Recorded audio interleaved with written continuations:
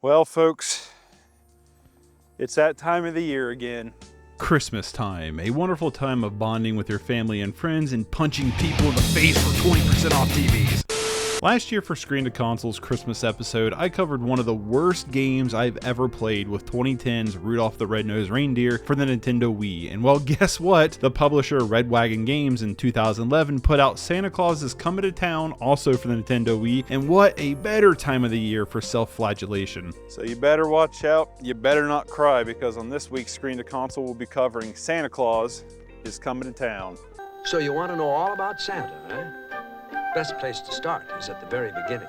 I reached out for my old VHS copy of Santa Claus is Coming to Town because what better way is there to get warm and cozy than 240p resolution? Maybe one day I'll upgrade to the Blu-ray, but for now we have this. It's fun to mention the actual title is Santa Claus is Comin to Town with no G, but the VHS added the proper grammar to coming, so it's all fixed now. Santa Claus is Coming to Town is another Rankin and Bass holiday production with a lot of similar setups where we open to some live-action kids getting ready for Christmas when we cut to a narrator, this time a postman named S.D. Kluger, who tells the children wildlife, or wildlife children if you will, about the story of Santa Claus, a young baby who was left on the doorstep of Burgermeister Meisterburger, a brutal tyrant of a local town. When he tells his lackey to take the baby tagged Claus to an orphanage, the sled breaks free and the baby ends up on the mountain of the Winter Warlock, who looks an awful lot like the Ice King from Adventure Time. The animals knew that they had to save the baby from the Warlock, so they took the baby to the Kringles, a family of toy makers who take the baby in and name him Chris. Growing up a toy maker, Chris decides that he wants to deliver the toys that the Kringles make when he comes across a penguin looking for the South Pole who's named Topper, and they become best friends. Chris delivers the toys to the local town that's run by Burgermeister Meisterburger, who slips on a toy and hurts himself, declaring toys are now illegal. Chris decides to still give the children of the town toys, even telling them to leave their doors unlocked or fireplaces put out so he can break in and leave them toys. Despite Burgermeister Meisterburger's ban on toys, he's at his wit's end trying to get rid of all the toys in the town. Along the way, Chris befriends the Winter Warlock by giving him a toy and Miss Jessica, who both eventually help Chris out. Burgermeister Meisterburger finds Chris and arrests them, but thanks to Winter Warlock's magic powers, Miss Jessica gives the reindeer magic powers and they carry out a jailbreak. From here, Chris grows a beard out and changes his name to Santa Claus and marries Jessica. Apparently having a beard and a name change is enough to never be caught again by the authorities, but they build a factory at the North Pole and every year they set out to deliver toys to the chagrin of Burgermeister Meisterburger. Most of these Rankin and Bass films are pretty short,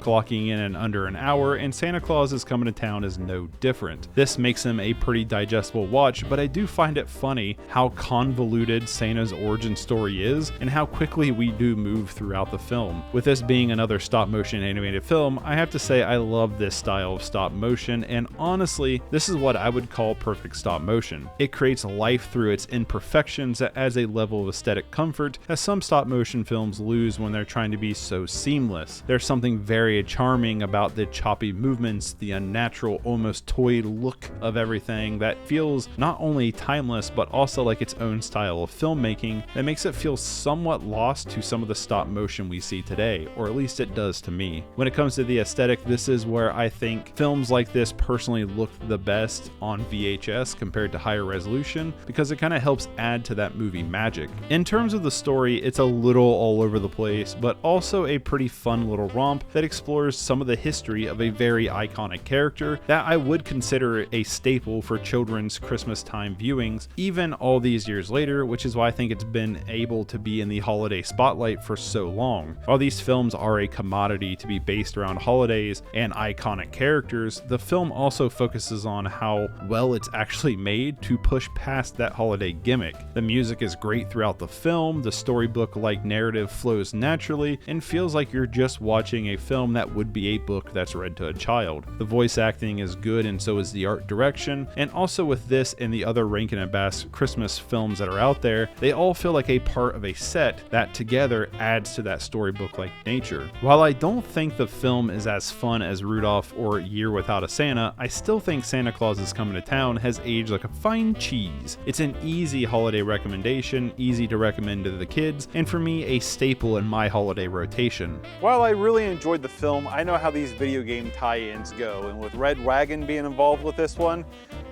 I don't know what we're getting into.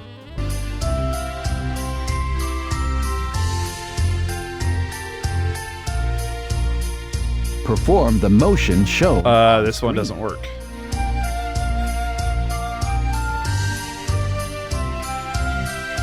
This one does not work. Perform the motion shown on screen. Trying. This one does not work.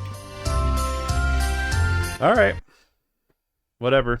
I tried. Why they decided to make a tie-in game 41 years later, I will never know. But Santa Claus is Coming to Town was released for the Wii and DS in 2011, being published by Red Wagon Games. However, First Playable Productions is the developer of Santa Claus is Coming to Town, where High Voltage Software did the Rudolph game, so hopefully it's better this time around. I mean, of course it's better. When the bar is on the ground, it's pretty easy to just step over it. Santa Claus is Coming to Town pretty much follows a Cliff Note version of the film's story, covering the basic story kind of about the same as I did above when I was going through the synopsis, but replaces the character building that the film provides with levels instead. The game is a 2.5D platformer in kind of the vein of something like Klonoa. There's 25 chapters that took me about an hour and a half to finish, and while I didn't go out of my way to 100% the game, I was pretty darn close in my playthrough and could easily finish it if I wanted to, thanks to chapter selection. I will say though, it would be very easy to just 100% this game on your first playthrough if you were just a little bit more diligent than I was. I played the game on the Wii U with the Wii controller, and honestly, despite some frame rate chugging, the game ran surprisingly well. During the levels, you can collect snowflakes, and you have a snowflake meter to fill, which will give you a gold star if you fill the meter. There's also stockings to collect that will unlock bonus art, and each level will have a side collectible such as like delivering toys to kids or picking up letters to Santa or feeding reindeer magic corn that also has a meter for you to fill. During levels, you can get magic powers from Winter Warlock to go invisible, run fast, or jump high, and the only enemies in the levels are Burgermeister Meisterburger's guards.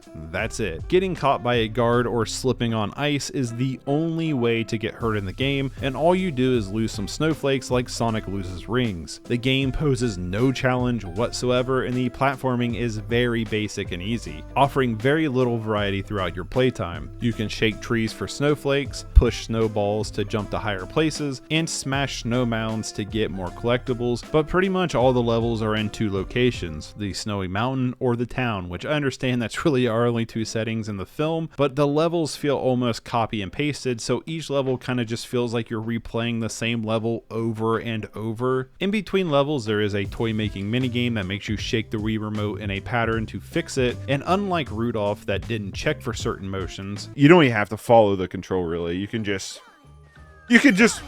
hold on, can I just like wait?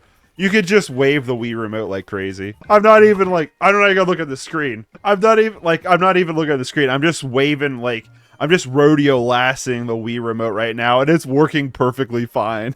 You don't have to follow these pictures at all.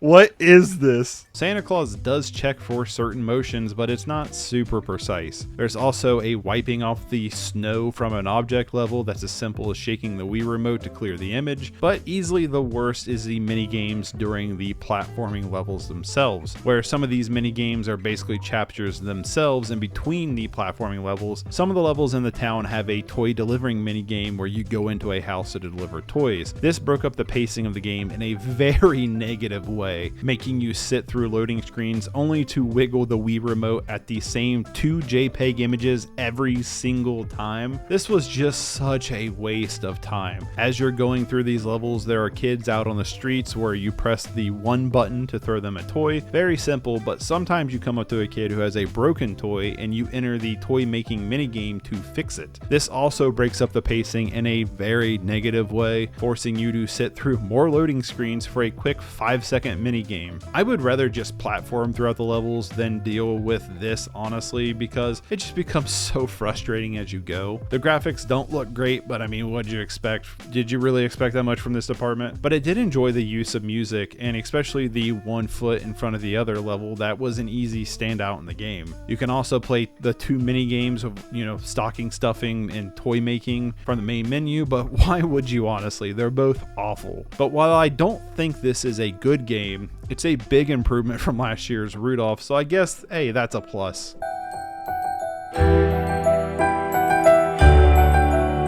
It's been fun doing this series where I've seen a lot of ways just so far on how developers try and adapt the film into a game, but Santa Claus Is Coming to Town sits in a very weird spot. The game actually adapts the story quite well from the film. Sure, it's a cliff-noted version, but it still delivers the necessary components to tell the story correctly. However, it's just not a very good game. The platforming is stiff and simple, there's very little variety in the gameplay, and the variety we do get is significantly worse than the base gameplay. While it tells the story, I'm not sure why this exists other than a cash grab to be put on a very popular console that was very easy to put games on. While the game only took me an hour and a half, I had my fill of it by maybe the halfway point, because it just does the same thing over and over and over, where the gameplay is pretty much platforming during Chris's travel time, where delivering the toys in town should have been the best part of the game thanks to the enemies actually being there and actually having enemies and having to deliver the toys themselves, but the mini games in these levels just hurt the gameplay so drastically. There's no bosses, there's no obstacles to avoid, and Chris can't do anything but jump and toss toys to kids. It's just a very lackluster experience with subpar controls. I paid around $15 for to get this from eBay, but I would have preferred to pay like $5 or under. Basically what I'm saying is, if you want to check this out, try to find it at a local store and not eBay. It doesn't really matter if the game does a decent job at converting the story when the gameplay doesn't matter at all. The point of making a video game is to be in that medium and doing something with it. This game doesn't feel like it needs to exist, which is why Santa Claus Is Coming to Town is obviously getting the rating of watch it. So that has been the Santa Claus Is Coming to Town screen to console. I hope you enjoyed it. It was fun to make, I guess. I hope everybody has a great Christmas and holiday. I just want to thank you for watching. If you want to support what I do, you can look at all the links and all that crap down below. Subscribe, whatever. I hope you guys have a great Christmas, and I'll see you in the next one. I'm cold. Goodbye.